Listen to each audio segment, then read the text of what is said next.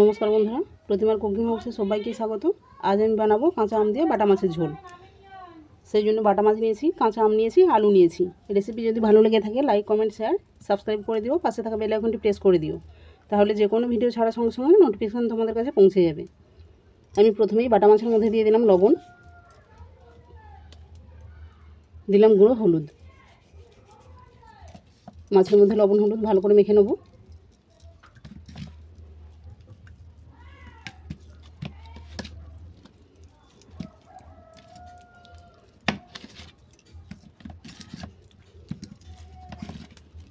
দেখো লবণ হলুদ ভালো করে মাখা হয়ে গেছে।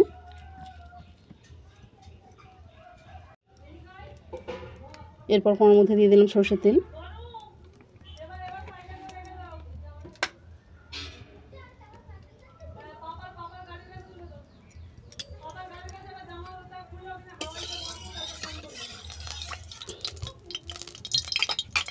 তেল গরম হয়ে গেছে, এতে বাটা মাছগুলো ভেজে নেব।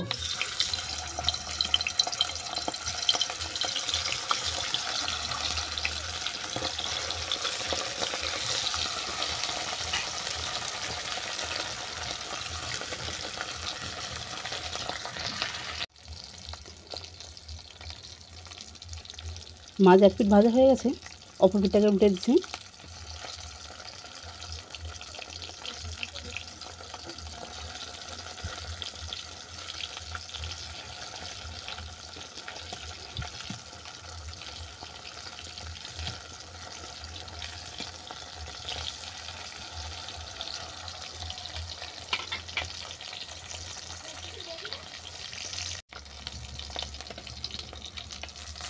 মাছ ভাজা হয়ে গেছে, এটাকে আমি তেল থেকে নামিয়ে নিচ্ছি।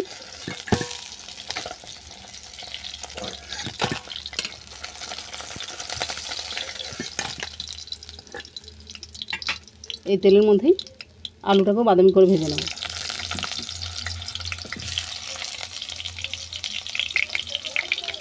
দিলাম অল্প করে লবণ, গুঁড়ো হলুদ।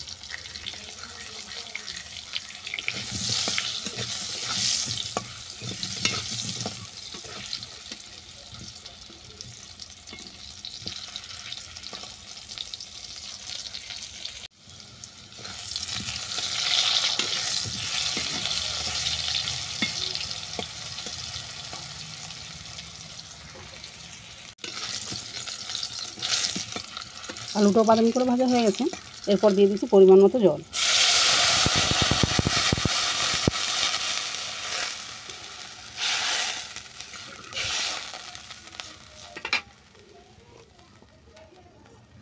দিলাম স্বাদ মতো লবণ।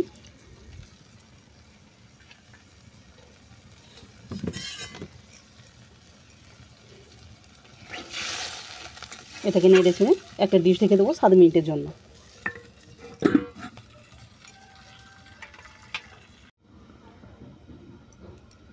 7 মিনিট হয়ে গেছে, আমি চাপা খুলে দেখব আলুটা সেদ্ধ হয়েছে কিনা।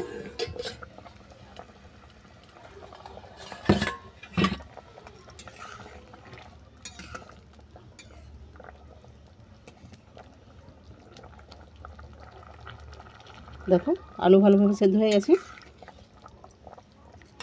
ঝোলটাকে আমি নামিয়ে নিয়েছি, নামিয়ে নিয়ে ফোড়নগুলো দিয়ে দেবো।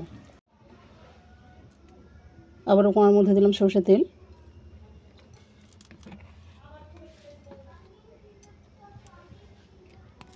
দিলাম শুকনো লঙ্কা, 5 ফোড়ন,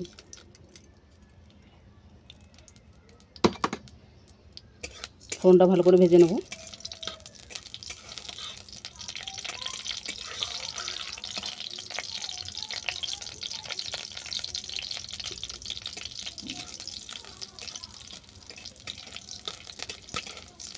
ফোড়ন ভালো করে ভেজে নেওয়ার পর দিয়ে দিলাম কাঁচা আম। আমটাকেও ভালো করে ভেজে নেব।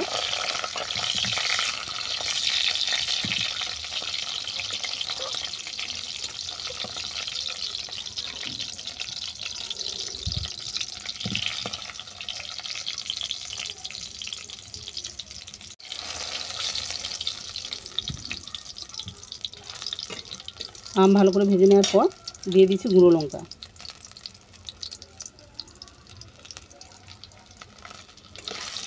অল্প করে নেড়ে চেড়ে ঝোলটাকে তুলে দেবো।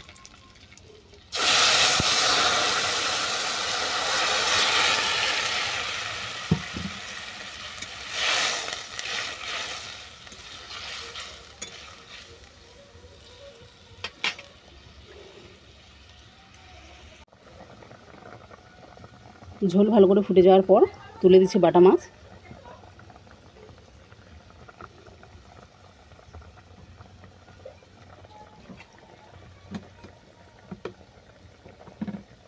আর দিলাম সর্ষে বাটা।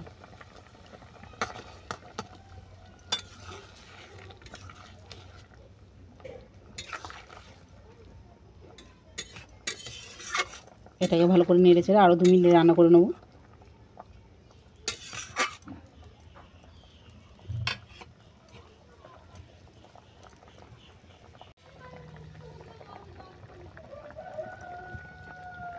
ঝোলটা ফোড়ন দিয়েছিলাম, 2 মিনিট হয়ে গেছে। আর দেখো আমটাও সুন্দরভাবে সেদ্ধ হয়ে গেছে। এরপর এটাকে ভালো করে নেড়ে চেড়ে আমি নামিয়ে নেব।